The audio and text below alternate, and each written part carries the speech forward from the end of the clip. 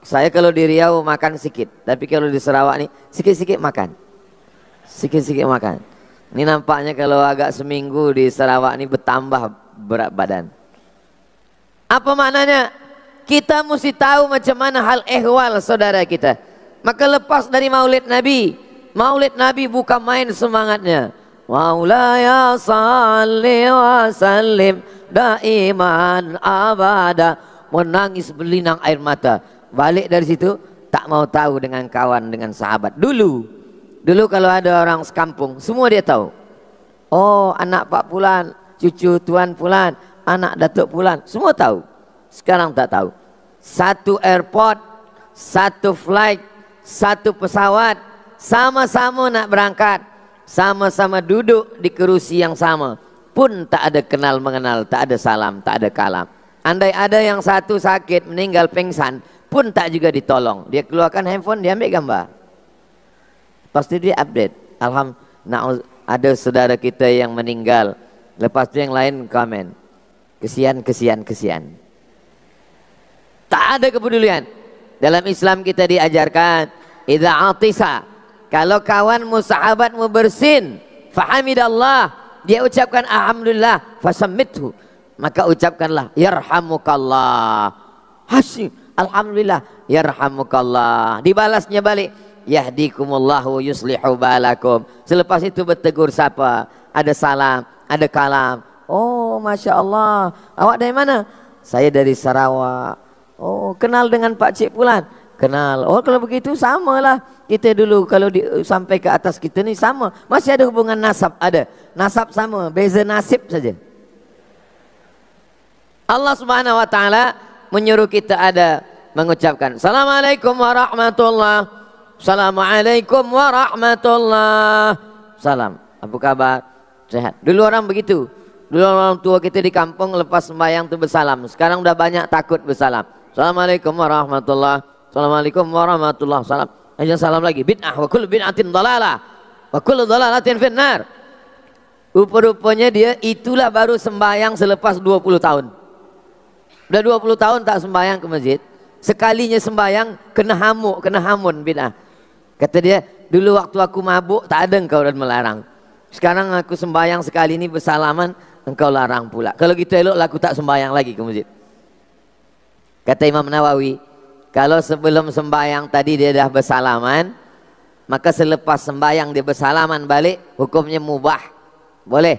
Tapi kalau belum sembahyang tadi dia tak ada bersalaman, masuk ke masjid, sembahyang. Lepas sembahyang dia bersalaman, sunnah.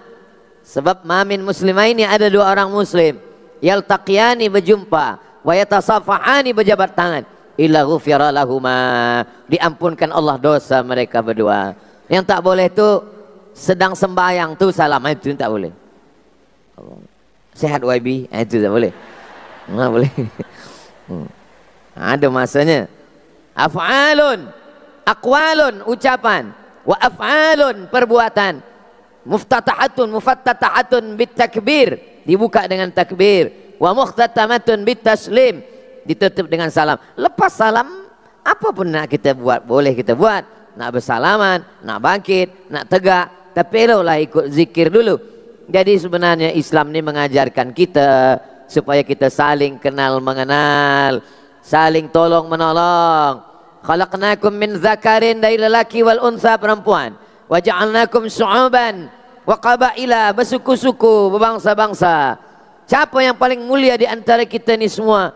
Inna akramakum indallah, yang paling mulia adalah atqakum, orang yang paling takut kepada Allah, orang yang paling takwa kepada Allah. Maka Nabi SAW mengatakan, ana akhsyakum, saya ni orang yang paling takut pada Allah. Ana atqakum, saya ni orang yang paling takwa pada Allah. Asumu, saya makan, saya puasa, tapi saya makan. Maka seelok-elok puasa Saumi Daud. Ahabbus saum ilallah saumi Daud, puasa yang paling elok puasa Nabi Daud. Yasumu yauman wa yuftiru yauman, yasumu yauman wa yuftiru yauman. Puasa hari ini, esok makan. Puasa lagi, makan. Puasa lagi, makan. Puasa Daud. Ini kadang wanita perempuan mendengar tazkirah ustaz, rupanya suara ustaz ni sayup-sayup, macam dengar macam tidak. Balik ke rumah, selepas itu dia tanya balik Ustaz, Assalamualaikum Ustaz, suami saya ini bukan puasa Daud, sembayang Daud. Sehari sembayang, sehari tak sembayang. Mana ada? Puasa Nabi Daud itu puasa sehari makan sehari. Kalau sembayang Nabi Daud maknanya sembayang tengah malam, bukan sembayang sehari tak sembayang sehari. Mudah-mudahan suami yang belum sembayang bi barakatil maulid dibukakan Allah pintu hatinya sembayang. Banyak juga yang tak sembayang nih. Allah Subhanahu wa taala ciptakan tanah punya dia. Kita berjalan di atas badan nih punya dia. Dia bagi pinjamkan paru-paru nih punya dia. Angin yang kita hirup punya dia. Tapi kita tak pernah bersujud kepada dia. Maka orang yang angkuh sombong adalah orang yang tak sembahyang. Walaupun dia balik kepada kawan, kepada jiran, kepada sahabat, baik bukan main. Kalau dia pergi kedai makan, dia bayar semua. Kata orang dia baik, dia tak baik. Sebab apa? Dia tak baik kepada Allah Subhanahu wa taala. Pada Allah saja dia tak baik. Puan-puan, wanita, kalau ada lelaki macam ini, jangan kamu menikah. Kalau belum menikah, jangan menikah dengan lelaki yang tak sembahyang. Sedang Allah aja dia khianati, apalagi kamu. Sedang Tuhannya saja dia khianati, apalagi lah perempuan. Maka Allah Subhanahu wa taala mempersaudarakan. Ada satu lagi yang dipersaudarakan Nabi, namanya Abdurrahman ibn Auf. Abdurrahman bin Auf ini orang kaya, businessman dari kota Makkah Al-Mukarramah, pindah ke kota Madinah. Baju sehelai di badan yang dibawa, semua harta benda semua tinggal. Sampai ke kota Al-Madinah Al-Munawwarah, dipersaudarakan Nabi dengan Sa'ad bin Rabi. Kata Nabi, Abdurrahman bin Auf, ya, ini saudara engkau namanya Sa'ad bin Rabi. Sa'ad bin Rabi orang kaya. Rupanya dipersaudarakan Nabi sesama businessman, sesama orang-orang yang suka berniaga, supaya manakala dia bercakap, manakala mereka bercerita, ceritanya itu ada hubungan, ada kaitan.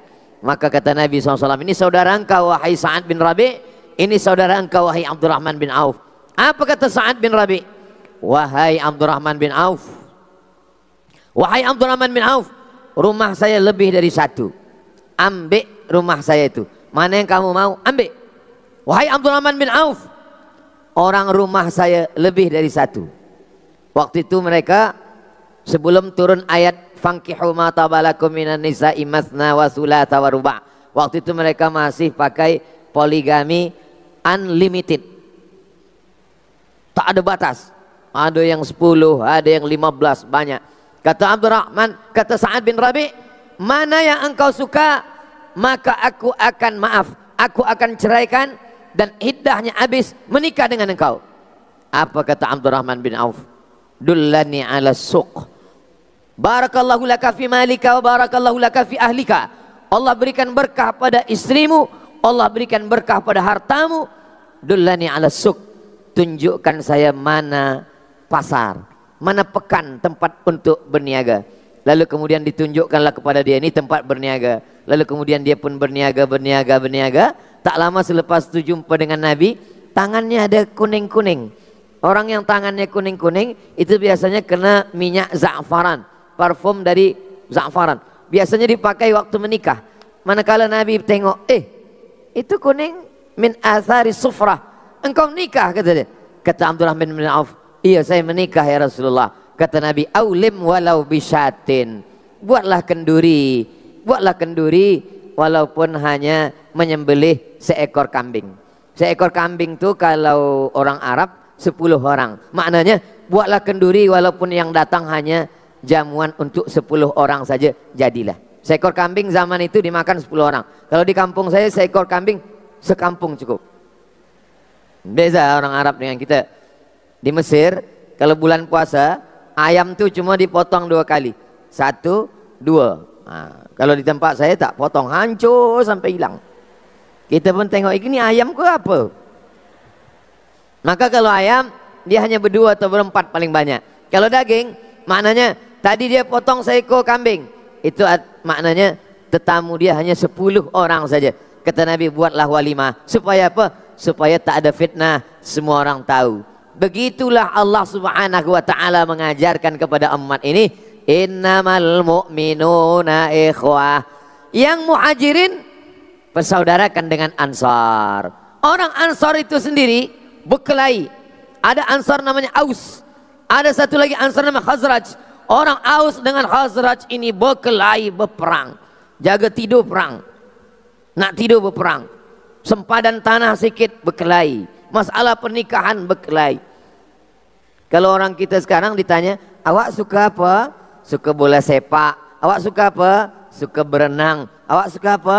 Suka jet ski. Awak suka apa? Kalau dulu enggak, awak suka apa? Suka berperang. Maka disebutkan Allah dalam Al-Quran, wadhkuru ni'matallahi alaikum.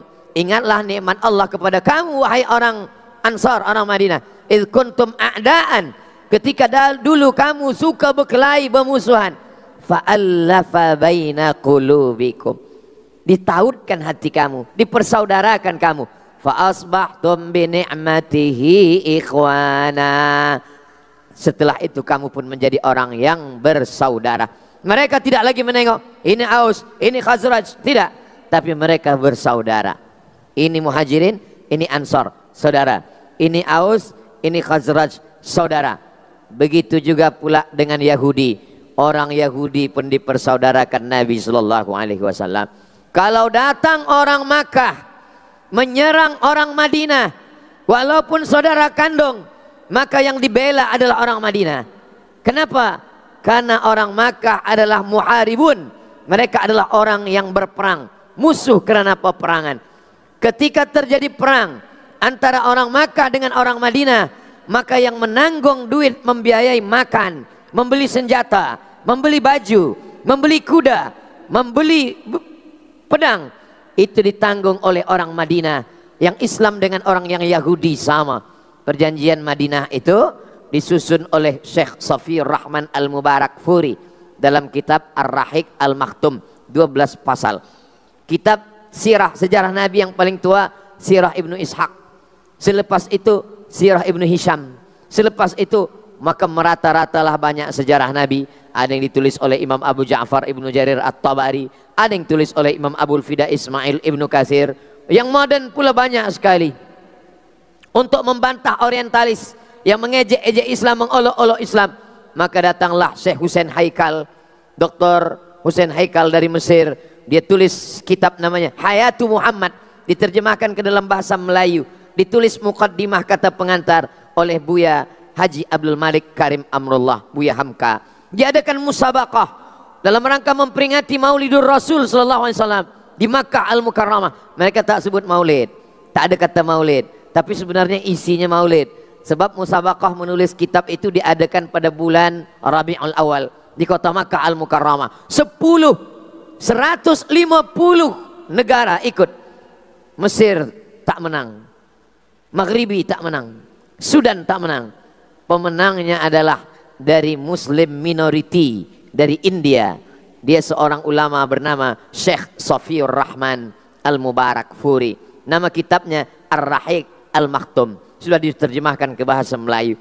Jadi kalau kita nak kenalkan anak kita dengan Nabi di bulan Maulidur Rasul, ajak dia maulid ke Masjid Negara Sarawak, ajak dia maulid ke surau, ke musalla, ajak dia maulid. Tapi ada cara satu lagi, belikan dia buku sejarah, beli buku sirah Ibnu Ishaq, beli buku sirah Ibnu Hisham, beli kitab Ar-Rahiq Al-Maktum, beli kitab Hayatu Muhammad, beli kitab sirah Nabawi yang ditulis Syekh Muhammad Al-Ghazali, guru daripada Syekh Yusuf Al-Qardawi, beli kitab sirah yang ditulis oleh Sa'id Al-Buti, beli kitab sirah yang ditulis oleh Syekh Mustafa As-Sibai, Durus wa Ibar. Nanti bila kita mati, anak kita membuka lemari kitab buku, dia tengok, dia tengok, oh ayah saya Masya Allah, rupanya dia dah beli buku. Menangis anak kita sebab dia tengok buku tu masih bersampul, belum pernah dibuka lagi.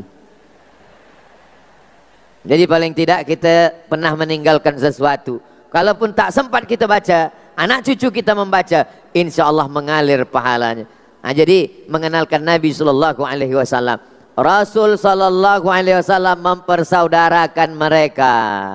Bahkan Nabi tidak hanya sekedar mempersaudarakan, Nabi datang pada jemputan mereka. Nabi dijemput, lalu kemudian Nabi pun datang. Manakala Nabi sudah datang pada jemputan mereka, mereka pun bertanya, wahai Rasulullah sallallahu alaihi wasallam, ya, apa makanan kesukaan engkau? Apa makanan yang kau paling suka? Kata Nabi, saya paling suka makan kambing kaki yang hadapan, yang depan. Kambing kaki belakang, kaki hadapan. Yang suka Nabi yang hadapan. Mereka pun bawakan kaki kambing yang hadapan.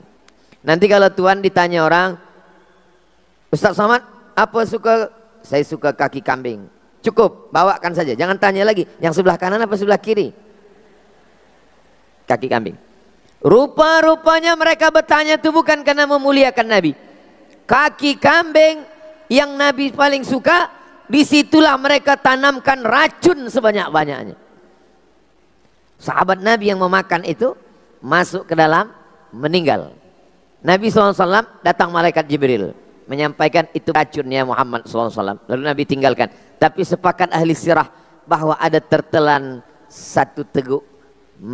Maka sebelum meninggal dunia Nabi berkata kepada Sayyidatuna Aisyah, masih terasa lagi baki sisa-sisa racun yang tertelan dulu wahai Aisyah. Hikmah daripada itu, Allah tidak hanya menjadikannya sebagai seorang nabi, seorang rasul, seorang ulul azmi, seorang sayyidul anbiya wal mursalin, tapi dia adalah seorang syahid yang dimuliakan Allah Subhanahu wa taala. Orang yang mati minum racun adalah mati syahid. Kalau tak tahu, jangan dah nanti dia mati syahid, itu bunuh diri. La taqtulu anfusakum. Jangan bunuh diri kamu. Innallaha kana bikum rahima. Allah sayang kepada kamu. Nabi SAW ketika ditanya, kita hukum dia ya Rasulullah. Nabi memaafkan. Ditangkap. Perempuan yang meracun Nabi itu ditangkap. Itulah orang Yahudi ini. Memang otak Yahudi. Ditanya dia, kenapa kamu racun Muhammad?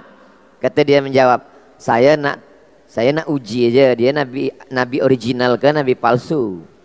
Nah, jadi kalau ada orang buat salah, tak mengaku salah, lepas itu membuat kata-kata untuk membela diri, nah ini otak-otak Yahudi.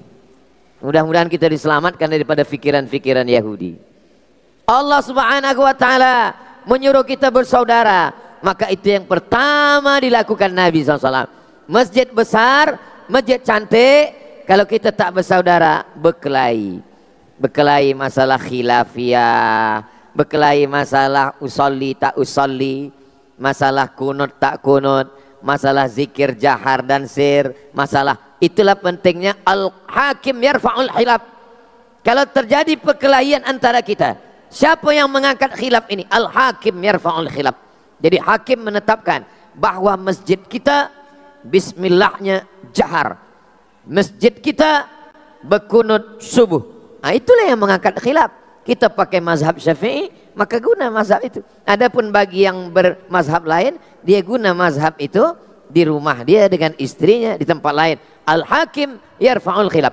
Karena dalam Quran dikatakan ati'allah wa ati'ur rasul wa ulil amri minkum. Taat kepada Allah, taat kepada Rasulullah, taat kepada pemimpin. Membina masjid susah, tapi ada yang lebih susah daripada membina masjid. Membina orang yang ada di dalam masjid. Maka alhamdulillah, kenapa kita di masjid negara di Sarawak boleh ramai macam ini? Ini tandanya kita sudah bersaudara. Yang mempersaudarakan kita adalah la ilaha illallah Muhammadur Rasulullah sallallahu alaihi wasallam. Saya tak tahu menengok rupa, menengok wajah. Padahal kalau ditengok pasport nih, ada pasport Brunei, ada pasport Malaysia, ada pasport Indonesia, tapi kita semua sama, diikat dengan satu ikatan. Asyhadu an la ilaha illallah wa asyhadu anna Muhammadar Rasulullah. Kalau nak menengok macam mana orang bersaudara, tengoklah di samping Ka'bah. Menangis kita berdoa di samping Ka'bah. Tengok sebelah kiri, putih seputih-putihnya macam telur ayam dikupas. Tengok sebelah kiri, macam tempat merebus telur ayam. Begitu Allah boleh menyatukan. Tidak ada persaudaraan yang paling hebat melainkan persaudaraan umat Nabi Muhammad sallallahu alaihi wasallam. Nah, Ustaz Somad cakap macam tu karena dia orang Islam. Tidak. Cubalah tengok berita. Tahun 1950-an, baru 70 tahun yang lampau, orang Amerika mengambil budak-budak dari Afrika kulit hitam, dia masukkan dalam zoo, dalam kebun binatang. Sehingga budak-budak kulit putih pergi ke zoo tengok, ini harimau, ini kera, ini buaya, ini budak Afrika. Mereka buat selevel antara orang Afrika dengan haiwan. Ustaz tahu dari mana? Ada yang kirim berita itu ke saya. Kalau belum tahu, nanti saya kirimkan. Tahun 70-an, 20 tahun selepas itu, orang Amerika masih lagi membuat satu university yang isinya di dalam hanya orang kulit putih saja. Orang kulit hitam dibuatkan satu kerusi, dibuatkan satu meja di luar, sehingga orang kulit putih menengok dia senyum-senyum. Wak hitam ya, wak di luar. Maka tadi waktu saya tengok ada yang di luar, ini untuk orang hitam enggak? Rupanya tidak. Di Sabah semuanya sama di hadapan Allah Subhanahu wa taala. Kenapa sebagian di luar? Sebab mereka kami ingin lebih selesa rasa di luar. Dan kami pun sama juga, masuk pun kami ke dalam menengok Ustaz Somad. Di luar pun juga ada monitor yang besar. Ustaz Somad itu lebih elok lagi di monitor daripada live, kata dia. Nah, jadi saya sapa yang ada di luar. Hai guys, apa kabar kamu semua? Nah, mereka pun di luar nak kena kita sapa juga. Itu saudara, jangan sampai nanti Ustaz Somad tu bagi tazkirah, kata dia sama semua, kami yang di luar tak ada dia salam. Ini semuanya, salam itu semuanya. Assalamualaikum warahmatullahi wabarakatuh. Kita semuanya bersaudara insyaallah. Bersaudara di Sabah, bersaudara di Sarawak, bersaudara juga di surga Jannatul Firdaus insyaallah. Allahu Akbar. Biasanya takbir tuh kalau udah nampak ada yang mengantuk. Nah, takbir tuh untuk membangkitkan semangat kita. Allahu Akbar, Allahu Akbar. Ketika azan dikumandangkan, maka setan berlari. Wa 'alaiha duratun. Mohon maaf. Setan berlari mendengar azan sampai terkentut-kentut. Bahasa Arab itu dua, fusaun sama duratun. Fusaun artinya tak berbunyi, duratun berbunyi. Itu hebatnya bahasa Arab. Mana dalam bahasa Melayu berbunyi tak berbunyi sama. Cuma dalam bahasa Arab tak ada pula yang berbau dan tak berbau, tak sama-sama. Setan berlari sampai terkentut-kentut. Mohon maaf, begitulah hebatnya takbir. Nah, itu maka kalau ada orang yang diganggu setan, Ustaz Somad, boleh Ustaz datang ke rumah kami? Nak buat apa?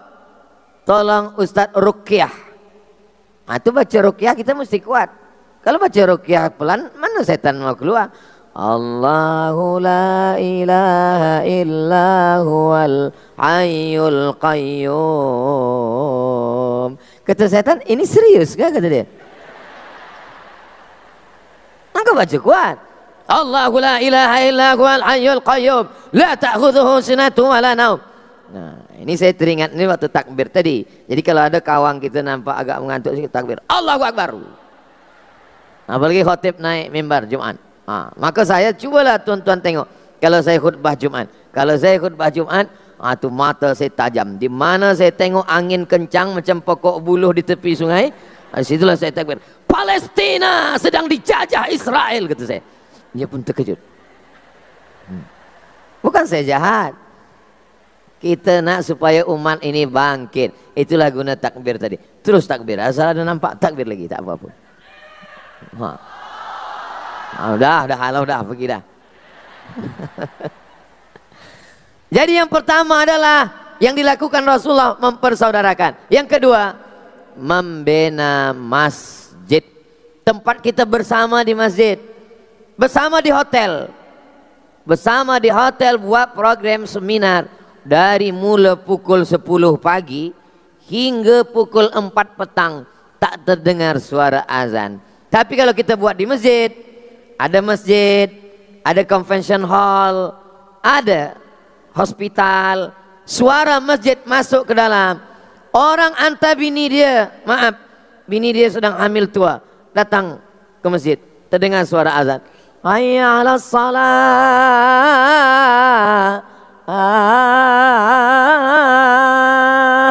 Apa kata dokter? Bini awak aja yang cek medical check up sini ya. Awak pergi ke masjid. Pergi ke masjid. Kata bini dia, alhamdulillah kami datang kemari. Suami saya ini seumur hidup tak pernah sembahyang ke masjid. Sebab apa? Sebab hospital dekat masjid. Ini masjid, ada university, ada hospital, ada tempat belanja, ada mall. Semuanya terikat terkait dengan masjid. Itulah maka doa keluar masjid minta rezeki. Beza doa masuk masjid. Allahumma ftahli abwaba rahmatik. Aku ni banyak dosa, bukakanlah pintu rahmatmu. Tapi kalau keluar dari masjid, Allahumma inni as'aluka min fadlik. Bagilah saya rezeki. Kenapa doa keluar masjid minta rezeki? Sebab keluar dari masjid, dia terus saja ada mall, ada usaha, ada bisnis. Itulah yang dilakukan Nabi Muhammad SAW. Dulu ahli-ahli ibadah itu tidak pernah ke pasar. Mereka hanya di dalam saja berzikir. Tapi Nabi Muhammad SAW, dia berjalan di pasar. Dia tengok kedai-kedai. Dia tengok ada orang yang berjualan makan. Hei, penjual makanan, apa nih? Kenapa yang di luar ni kering, yang di dalam ni basah, busuk? Kata dia, asabahul matar, kena hujan ya Rasulullah. Oh, kena hujan engkau timbun dengan yang kering. Gandum basah timbun dengan gandum kering. Kurma basah ditimbun dengan kurma kering. Busuk, bercendawan. Kata dia, kalau tak buat macam ini tak laku ya Rasulullah. Apa kata Nabi? Man ghasyana falaysa minna. Siapa yang tipu, siapa yang bohong, bukan umat Nabi Muhammad SAW. Maka orang-orang Yahudi, apa kata orang Yahudi? Apa nih Nabi? Kenapa Nabi berjalan di pasar? Kenapa Nabi peduli kepada pasar? Kenapa Nabi? Maka Nabi membangkitkan ekonomi umat. Melalui apa? Melalui pasar yang ada di sekitaran Masjid Nabawi. Jadi orang Yahudi, ya Bani Nadir, Yahudi Bani Quraizah, Yahudi Qainuqa, Yahudi Khaybar, marah ke Nabi bukan karena Nabi sembahyang. Marah ke Nabi bukan karena Nabi puasa sunat. Marah ke Nabi bukan karena Nabi tahajud malam sampai bengkak kakinya. Kenapa mereka marah? Karena Nabi mementingkan bisnis Islamik. Lalu kemudian orang-orang Yahudi merasa marah dengan Nabi Muhammad SAW. Sebab mereka tipu-tipu, bohong-bohong. Turunlah ayat untuk membantah penipuan mereka. Wailul lil mutaffifin. Celaka mereka yang curang dalam sukatan dan timbangan. Alladzina idza talu afun. Kalau dia membeli, mata dia tajam menengok. Ini kurang satu mata, kurang. Wa idza kaluhum aw wazanuhum yukhsirun. Tapi kalau dia menjual, dia curang. Dia tidak penuh sukatan. Dia tidak amanah kepada Allah Subhanahu wa taala. Orang yang ada di masjid dengan yang di luar masjid, ketaatannya sama kepada Allah Subhanahu wa taala. Maka dibenalah masjid. Masjid bukan cuma tempat sembahyang. Ini kadang ada masjid subuh, zuhur, asar, maghrib, isya. Lain daripada itu tutup. Orang tak ada ke masjid. Masjid adalah tempat orang berkumpul. Di mana Nabi memutuskan perkara? Di masjid. Makanya kalau ini mimbar Nabi, ini mi'rab Nabi, tempat Nabi sembahyang jadi imam. Di sebelah kiri ada tiang. Satu tiang namanya Ustuanatul Wufud. Nanti panjang umur, sehat badan, mudah-mudahan kita sampai ke Masjid Nabawi, masuk ke Taman Raudhah, tengok ada satu tiang Ustuanatul Wufud. Ustuanah tiang, Wufud tempat Nabi menyambut tamu. Tetamu yang datang Nabi sambut. Di samping Ustuanatul Wufud, Ustuanatul Haris. Haris penjaga. Tegak di situ Sayyidina Ali menjaga. Sayyidina Ali menjaga. Mana tahu ada orang yang berbuat yang tak baik. Maka Nabi menyambut tamu. Di mana menyambut tamu? Di masjid. Di mana pertemuan? Di masjid. Sehingga turun rahmat dan barakah. Oh, kalau begitu kami selama ini salah buat di hotel. Tak salah. Tapi di hotel yang dekat masjid, dan suara azan masuk ke dalam hotel, sehingga ketika masuk Allahu Akbar, Allahu Akbar. Mohon maaf, kita break kejap, jangan kemana-mana, kita teruskan nanti selepas sholat fardu zuhur, fardu asar. Barulah bangkit semangat umat. Di mana mereka bertemu dan berkumpul? Berkumpulnya berada di dalam masjid. Pasar menyebabkan azan Jumat menjadi 2 kali.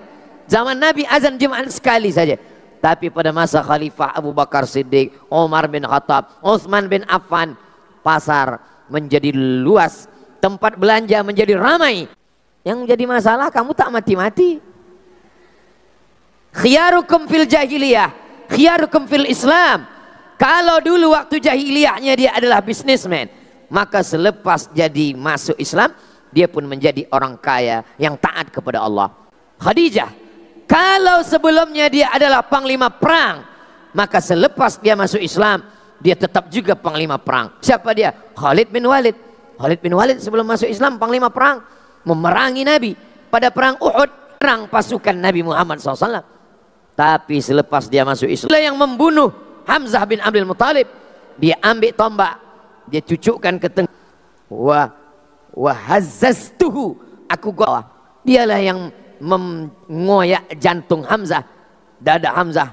Tapi selepas dia masuk Islam, dia menengok tangannya ini hitam karena dosa sudah membunuh Hamzah bin Abdul Muttalib. Bagaimana cara membersihkannya? Dialah yang membunuh Musailamah al-Kadzab, nabi palsu. Apa kata Hamzah? Apa kata Wahsy? Tangan ini dulu membunuh orang yang paling baik, maka tangan ini juga yang membunuh orang yang paling jahat. Kalau dulu tangan ini pernah membunuh Hamzah Sayyidus Syuhada, maka tangan ini mesti dibersihkan dengan membunuh nabi palsu dari Yamamah, namanya Musailamah al-Kadzab. Musailamah ini hidup sampai masa pemerintahan Abu Bakar Siddiq. Dia tiru-tiru Quran. Dalam Quran ada Alam tara kaifa fa'ala rabbuka bi ashabil fil. Dia buat pula surat Al-Fil macam itu juga bunyinya. Wal fil wa ma adraka mal fil lahu dhailun tawil. Bunyinya mirip tapi maknanya tak ada. Wal fil demi gajah. Wa ma adraka mal fil, tahukah kamu apa gajah itu? Zailun tawil, ekornya panjang, yang tapi di dalamnya ada pendidikan. Maka selepas salat zuhur ada membaca kitab Fadail A'mal, Riyadhus Shalihin, Arba'in Nawawi, Al-Azkar, walaupun satu hadis. Jangan hanya sebatas khatam Arba'in, pindah Riyadhus Shalihin, khatam Riyadhus Shalihin, pindah Al-Azkar, khatam Al-Azkar, pindah ke Bulughul Maram min Adillatil Ahkam, khatam, pindah ke Jawahirul Bukhari, baru pindah ke Sahih Bukhari. Walaupun satu hadis. Untuk apa? Supaya umat ini balik seperti zaman Rasulullah sallallahu alaihi wasallam. Minal jami' ilal jami'ah. Dari masjid menjadi university. Apa university yang paling tua di dunia? University Qarawiyyin di Maghribi. University Qarawiyyin itu Masjid Qarawiyyin yang berubah dari masjid menjadi university. Selepas Qarawiyyin, Masjid Zaitunah di Tunisia, Masjid Zaitunah berubah menjadi University Zaitunah. Selepas itu barulah Masjid Al-Azhar. Masjid Al-Azhar dibina oleh Jauhar Siqilli, Syiah yang membina. Lalu kemudian pada masa pemerintahan seorang panglima perang dari Kurdi, Salahuddin Al-Ayyubi. Salahuddin Al-Ayyubi tutup masjid itu selama setahun, tak ada sembahyang. Sampai akhirnya berubah menjadi Ahlus Sunnah wal Jamaah. Barulah orang beramai-ramai lagi. Selepas itu barulah berdiri, berubah menjadi University Al-Azhar. Qarawiyyin, masjid menjadi university. Zaitunah, masjid menjadi university. Al-Azhar, masjid menjadi university. Sekarang ada pula university, tak ada masjid. Macam mana? Macam mana orang? Maka ketika datang seorang ulama yang khatam Sahih Bukhari, khatam Sahih Muslim, bertemu dengan orang yang belajar di university. Lalu kemudian orang yang belajar di university, BA, MA, Master, PhD, bertanya kepada ulama yang belajar di masjid, kenapa kamu lebih alim daripada kami? Kenapa kamu lebih hafiz daripada kami? Kenapa kamu lebih wara' daripada kami? Apa kata ulama yang belajar di masjid? Ta'allamna fil jami'ah wa ta'allamtum fil jami' wa laysa dzakaru kal untha. Kami belajar di jami', kamu belajar di jami'ah. Orang belajar di masjid, imannya, takwanya, akhlaknya dia jaga. Orang yang hanya belajar di university, dia hanya ambil grade, dia hanya ambil nilai. Bukan berarti selepas ini saya hinakan university. Saya pun belajar di university, saya ambil BA, saya ambil master, saya ambil PhD. Bukan salah, elok, tak salah. tapi jangan lupakan masjid. Tetap sembahyang di masjid. Ini kadang orang kalau udah belajar, master, PhD, udah tak ke masjid lagi. Bila tanya, awak tak ke masjid? Masjid untuk BA aja, PhD tak ke masjid lagi. Kita semua akan menghadap Allah Subhanahu wa ta'ala. Yang pertama, persaudarakan. Yang kedua, bina masjid. Yang ketiga, bangkitkan ekonomi umat. At-tajir, orang yang berniaga. As-saduq, jujur. Al-amin, amanah. Orang yang berniaga, jujur, amanah. Kalau dia mati, ma'an nabiyyin, dia bersama para nabi. Was-siddiqin, dia akan bersama dengan orang yang benar. Was-syuhada, dia akan mati bersama orang mati syahid. Was-salihin, dan dia akan bersama dengan orang yang soleh. Hari ini masih ada lagi wakaf Utsman bin Affan. Utsman bin Affan 1445 tahun hijrah yang lalu masih ada lagi wakaf. Apa kata Nabi kepada Umar bin Khattab? Habbasta aslaha wa tasaddaqta biha. Kalau engkau sayang dengan hartamu ini, jangan ambil. La yurasu, jangan wariskan. Wala yuba'u, jangan jual. Wala yuhabu, tak boleh dihibahkan. Berhenti dia. Ini ada rumah, ini ada kedai tempat belanja. Selama ini duitnya kita ambil, maka sekarang kita wakafkan. Kita baca Quran, wakaf berhenti. Bismillahirrahmanirrahim. Alhamdulillahirabbil alamin. Ar-Rahmanirrahim. Wakaf. Kenapa disebut dengan wakaf? Selama ini duitnya mengalir, tapi lepas kita wakafkan, duitnya berhenti, tak mengalir lagi ke kantong kita, tapi dia mengalir sebagai amal jariyah. Inilah ajaran Islam yang luar biasa. Makanya Al-Azhar dulu pernah lebih kaya daripada negara. Karena Al-Azhar punya tanah, Al-Azhar punya pasar, Al-Azhar punya rumah sakit, Al-Azhar mengirim da'i. Belajar dari mulai hidanah sampai madrasah, sampai lisans, sampai magister, sampai doktora, PhD. Free. Dari mana? Dari tanah-tanah wakaf Al-Azhar. Maka wakaf ini Masya Allah, tabarakallah. Kita pun di Sarawak tadi ada program Ustaz Abdul Somad, tempat Ustaz bagi tazkirah tadi, itu adalah baitul mal. Bait rumah, mal harta. Baitul mal. Ada baitullah, nih baitullah, tempat salat. Tapi ada baitul mal, tempat harta. Orang kalau sudah salat bukan berarti meninggalkan harta. Orang yang cari harta bukan berarti meninggalkan masjid. Ada orang hanya ke masjid meninggalkan harta, tidak baik. Karena dalam Islam kita diajarkan Rabbana atina fid dunya hasanah wa fil akhirati hasanah wa qina azabannar. Ada seorang ulama jubahnya elok, cantik, mahal, dia naik kuda. Tahulah harga kuda berapa mahal. Datang orang kafir menjumpai dia. Wahai ulama umat Islam, katanya kalian hidup sederhana, katanya kalian hidup susah-susah. Ad-dunya sijnul mu'min. Dunia ini penjara bagi orang beriman.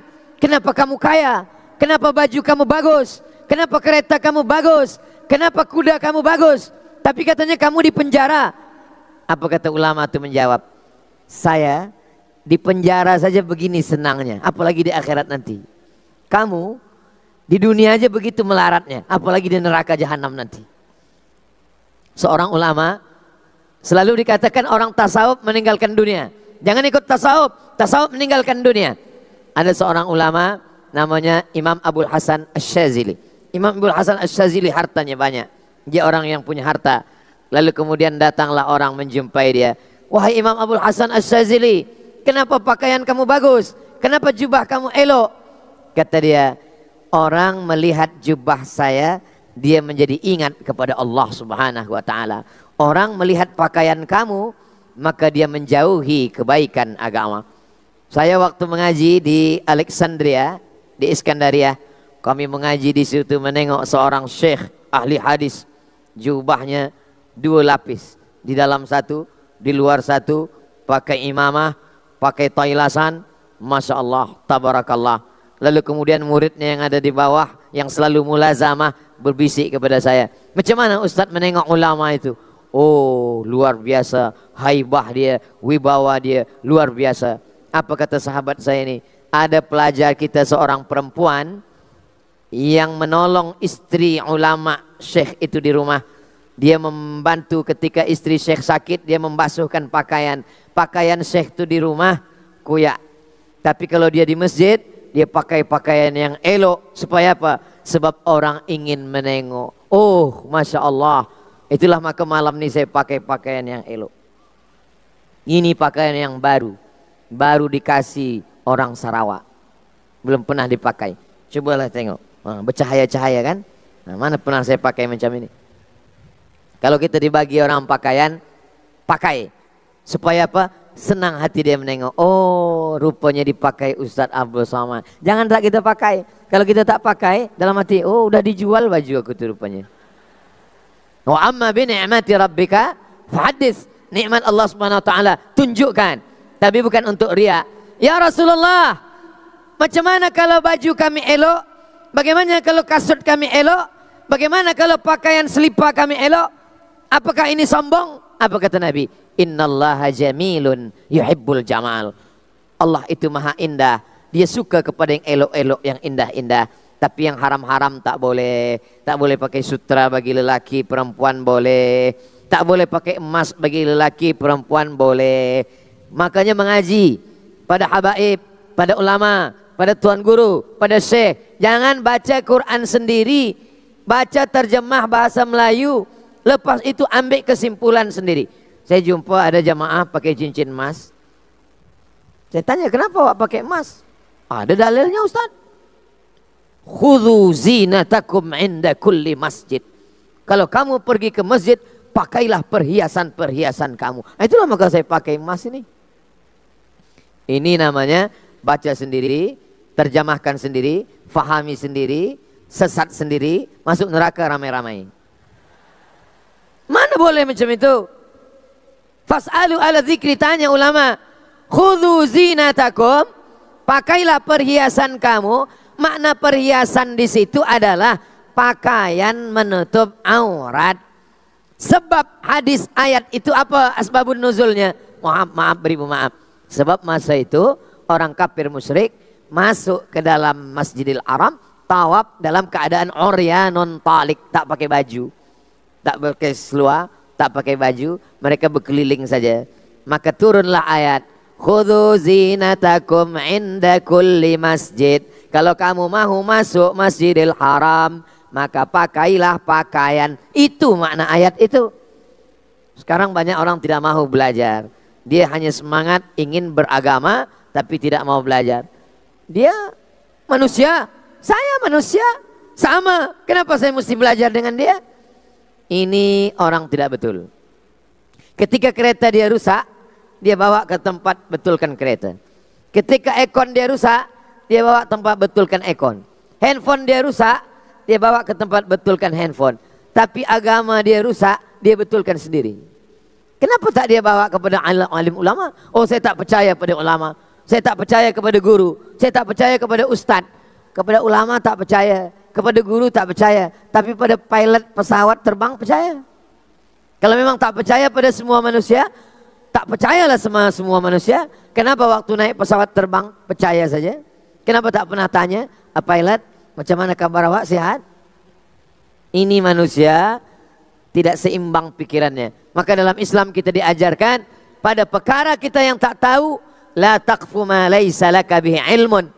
Inna sam'a, pendengaran. Wal basar, penglihatan. Wal fuad, hati dan pikiran. Kullu ulaika kana anhu mas'ula. Semua akan disoal, semua akan diminta tanggung jawab di hadapan Allah Subhanahu wa taala. 1, persaudarakan. 2, bina masjid. 3, bangkitkan ekonomi umat sehingga dia kaya raya, sehingga dia bersemangat beribadah. Maka ibadah-ibadah dalam Islam itu perlu duit. Man bana masjidan, siapa yang membina masjid, banallah mithlahu baitan fil jannah. Siapa yang boleh membina masjid? Orang yang kaya. Man jahaza ghazian faqad ghaza. Siapa yang menyiapkan alat-alat perang, kuda, baju besi, tombak, pedang, dia dapat pahala yang sama macam orang berperang. Kita tak boleh pergi ke Palestina, tapi kita support perjuangan Palestina melawan orang Israel. Siapa yang boleh mensupport? Orang yang ada harta. Begitu juga dengan ana wa kafilul yatim. Saya dan orang yang menyantuni anak yatim. Kahataini fil jannah. seperti ini dalam surga. Siapa orang yang paling dekat dengan Nabi SAW? Orang yang kaya, sebab dia menyantuni, menolong fakir miskin, anak yatim. Berbicara tentang infak, wakaf, zakat, sedekah kepada orang Sarawak, mungkin seperti mengajar itik berenang, kata orang Melayu. Apa makna mengajar itik berenang? Itik dah pandai berenang, kita tak ajar lagi. Tapi saya sekarang kan memang nampaknya saya bagi tazkirah ini di Kuching, di Sarawak. Tapi tazkirah saya ini didengar oleh semua saudara-saudara saya dari Aceh, Kalimantan. Sebab apa yang saya sampaikan ini tidak setakat hanya di Sarawak, tidak hanya setakat di Kuching saja. Semua orang akan tengok streaming melalui channel Ustaz Abdul Somad Official. Jangan lupa subscribe, like, share, and comment. Apa maknanya? Kita nak bagi maklumat. Mungkin kalau hanya setakat satu masjid ditonton 10.000 orang. Tapi kalau di share sebanyak-banyaknya, siapa yang boleh share? Yang boleh tonton 1 jam adalah orang yang ada uang. Maka mereka yang ada orang Sarawak. Dari mana mereka tahu kenal Ustaz Abdul Somad? Ustaz Abdul Somad datang lama dah. 2018, 19, 20, 21, 22, 23, 5 tahun lepas. Kenapa orang Sarawak tetap ingat, tetap kenal? Sebab mereka tiap-tiap hari tengok. Saya memang selalu share tazkirah Ustaz tu, saya share. Ada awak tengok? Tak ada, saya share aja. Man dalla ala khairin falahu mithlu ajri fa'ilihi. Siapa yang menunjukkan kebaikan, maka dia mendapatkan kebaikan yang sama. Jadi saya tunjuk-tunjuk aja, saya tak ada buat. Kita mesti buat, kita laksanakan. Yang keempat, apa yang dilakukan Nabi Muhammad SAW? Mereka diajarkan untuk saling menghormati. Wa ta'awanu 'alal birri wat taqwa wa la ta'awanu 'alal ismi wal 'udwan. Tolong menolong untuk kebaikan dan ketakwaan, tidak tolong menolong untuk permusuhan dan perkelahian. Lalu kemudian Nabi SAW, satajiduna rijalan fis sawami'. Nanti kalau kamu pergi, kamu akan berjumpa dengan orang-orang yang ada di tempat ibadah. Tapi sawami', bukan tempat ibadah orang Islam. La ta'ridu lahum, jangan ganggu mereka. La taqtulu sabiyan murdi'a, jangan bunuh budak kecil yang sedang menyusui. La taqtulu syaikhan faniya, jangan bunuh orang tua yang tak ada tenaga. La ta'qiranna nakhla, jangan cabut pokok kurma. La tahdimu buyuta, jangan hancurkan rumah-rumah. Dulu kalau orang berperang, hancurkan rumahnya, bakar kebun kurmanya, cabut tanamannya, ratakan dengan tanah, bunuh lelaki, rampas perempuan. Islam tidak begitu. Islam mengajarkan jangan hancurkan rumah, jangan tebang pokok kurma sebab mereka nak makan. Wa ma arsalnaka illa rahmatan lil. Berbeza agama. Banyak orang sekarang takut. Ini orang Islam kalau dia ramai, kalau orang Islam ini banyak, kalau orang Islam ada kuasa, dia akan menjadi teroris, dia akan menjadi pembunuh. Ini belajar Islam di mana? Tengoklah sejarah Islam. Makanya orang walaupun tak Islam, tapi kalau dia baca dengan baik, History of God, sejarah Tuhan, ditulis oleh Karen Armstrong. Selepas itu dia menulis lagi tentang Nabi Muhammad SAW. Dia memuji-muji Nabi Muhammad. Kenapa? Karena dia tidak ada menyiksa, membunuh. Nabi Muhammad tak pernah membunuh orang. Adapun yang berbeza agama, wala ana abidum ma'abattum wala antum abiduna ma'abud lakum dinukum waliyadin. India hebat, tapi ketika Islam datang pernah berkuasa, tak ada pedang yang dihunuskan. Beza agama, pancung kepalanya, tak ada. Pulau Jawa mayoriti Islam, tapi coba tengok Candi Borobudur masih ada lagi. Mesir mayoriti Islam, tapi coba tengok Kristen Koptik masih hidup lagi sampai sekarang. Ahram, piramid, Sphinx masih ada, tak ada yang diganggu oleh Islam. Islam tidak pernah datang mengganggu orang, dia menjaga, dia tak pernah menghancurkan, dia adalah menjaga peradaban. Tidak ada semut yang terganggu dengan datangnya Islam. Seorang sahabat datang membawa api, membakar sarang semut. Nabi menengok itu, Nabi marah. Apa kata Nabi? Jangan bakar. La yu'adzibu bin nar illa rabbun nar. Tak boleh membunuh dengan api kecuali Tuhan yang memiliki api. Allah hanya yang boleh membakar dengan api neraka. Kita tak boleh membakar. Nah itu Ustaz tadi makan kan ayam itu dibakar. Iya, dah mati dulu. Bukan hidup-hidup kita bakar. Idza dzabhtum fa ahsinu dzabha. Kalau menyembelih, sembelih dengan baik. Macam mana menyembelih dengan baik? Falyuhidda safratahu, tajamkan pisaunya. Tak boleh memotong dengan kuku. Tak boleh memotong dengan tulang. Tak boleh memotong dengan pisau tumpul. Ayam masuk ke rumah, marah. Awas kau ayam, nanti mati ku potong su'ul khotimah dengan pisau tumpul. Tak boleh. Memotong dengan pisau tajam. Menajamkan pisau tak boleh di hadapan mata kambing. Datang seorang, dia bawa kambing, dia jatuhkan ke lantai, dia asah depan mata. Marah Nabi. Apa kata Nabi? Aturidu antumitaha mautatin. Engkau nak buat kambing itu mati berkali-kali. Tak boleh. Asah mata pisau di belakang. Sebab selepas itu barulah asah. Maka tak boleh kita mengancam orang. Tak boleh kita caci maki orang. Tak boleh kita hamun orang. Tak boleh kita sumpah serapah orang. Tengoklah Ustaz Somad. Berapa banyak haters yang caci maki dia di Instagram, di YouTube. Mana dia balas? Kata orang. Tengok Ustaz Somad. Mana dia balas? Orang pun bertanya saya. Kenapa Ustaz tak balas? Saya tak ada password. Kita kalau mengikutkan apa yang ada di sosial media itu, banyak fake account. Macam-macam orang boleh buat. Jangan sibukkan pikiran kita dengan yang tak penting. Tuba liman syaghalahu aibuhu an uyubin nas. Siapa orang yang berbahagia? Orang yang berbahagia adalah yang sibuk memikirkan aibnya dirinya, kekurangannya, sehingga dia tak sempat memikirkan aib orang lain. Jaga persatuan, bina masjid, bangkitkan ekonomi umat, rahmatan lil alamin. Yang last sekali adalah meninggalkan sesuatu yang kalau kita mati dia akan terus abadi sampai hari kiamat. Coba kita pikirkan sekejap. Kira-kira kalau saya mati apa yang saya tinggalkan? Siapa dulu yang membangun masjid ini, membina masjid? Dia sudah meninggalkan masjid. Kalau ada puan, tuan, masa 2018 saya dibawa di beberapa kampung di Sarawak menengok tahfiz Quran. Ustaz Abdul Somad ini tahfiz Quran, ini pondok tahfiz Quran. Banyak waktu itu saya tengok. Ini orang berarti kalau dia mati meninggalkan dunia, dia sudah meninggalkan rumah wakaf Quran, dia meninggalkan tempat orang menghafal Quran, dan dia meninggalkan para penghafaz Quran, akan punya murid, muridnya punya murid, diteruskan menjadi ulama. Khairukum, orang yang paling baik di antara kamu, man ta'allamal Quran, orang yang belajar Quran, wa 'allamahu. Itu maka sahabat Nabi tidak semuanya di Madinah.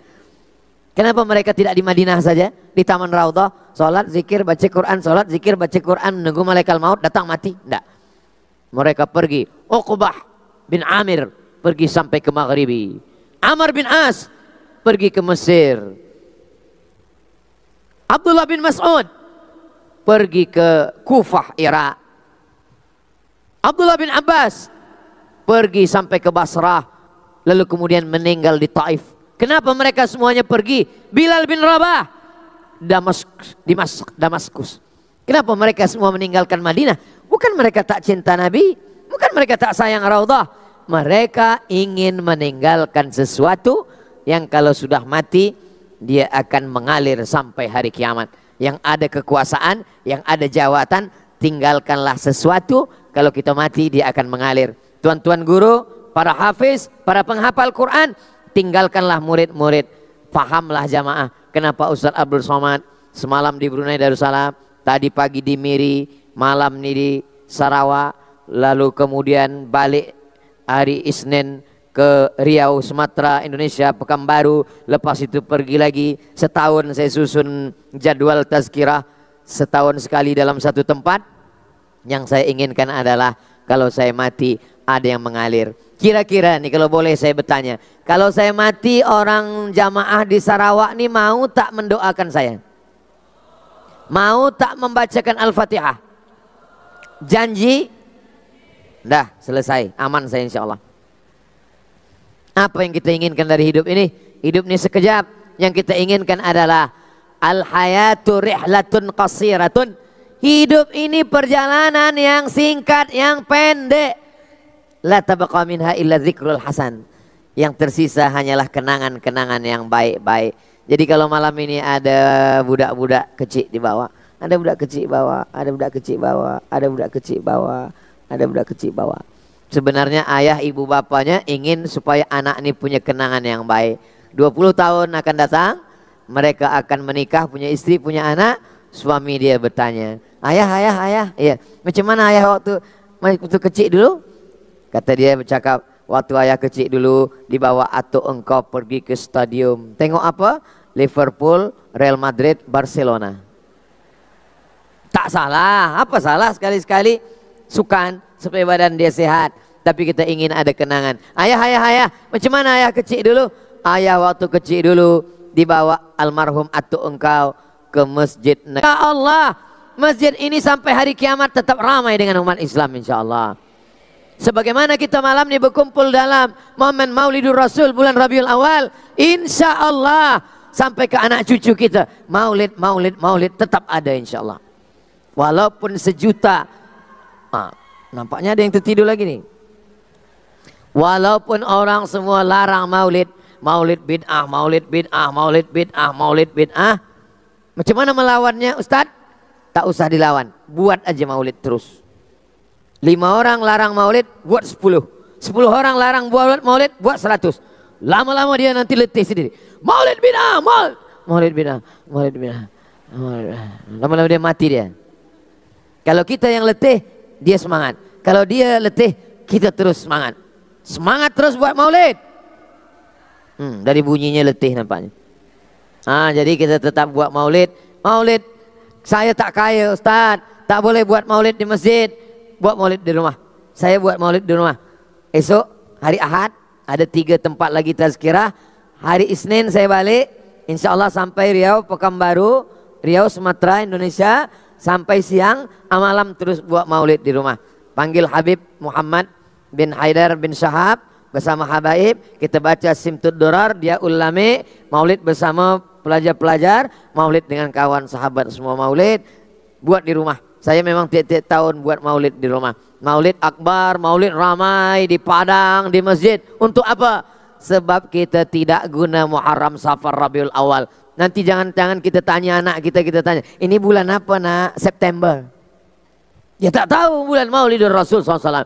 Tapi kalau kita buat macam ini, kita bangkitkan lagi semuanya. Tapi mengkaji Nabi Muhammad SAW dalam 60 menit adalah sesuatu yang mustahil. Kalau ada orang yang sanggup maulid, saya boleh cerita tentang Nabi, perjalanan Nabi 63 tahun dalam 60 menit. Bahasa Arabnya mustahilun, impossible, tak boleh. Makanya datang maulid sini, pergi maulid sini, datang maulid sini.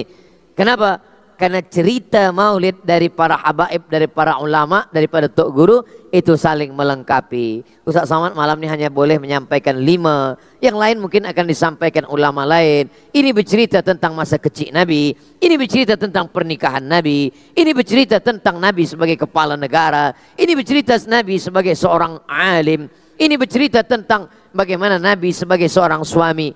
Maka menyatulah cerita ini insyaAllah. Tadi saya awali pada pukul 9 kurang suku, sekarang sudah pukul 10 kurang 10. Sesuai dengan Ustaz Abdul Somad bagi tazkirah di mana-mana 60 menit. Sesuai dengan air minum 600 ml. Tapi sebenarnya ini 300 saja kecil. Masya Allah, tabarakallah.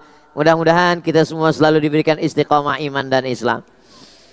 Allahumma salli ala Sayyidina Muhammad wa asghili zalimin bizalimin wa akhrijna minhum salimin wa ala alihi wa sahbihi ajmain. Sallallahu rabbuna ala nuril mubin Ahmad al-Mustafa Sayyidil mursalin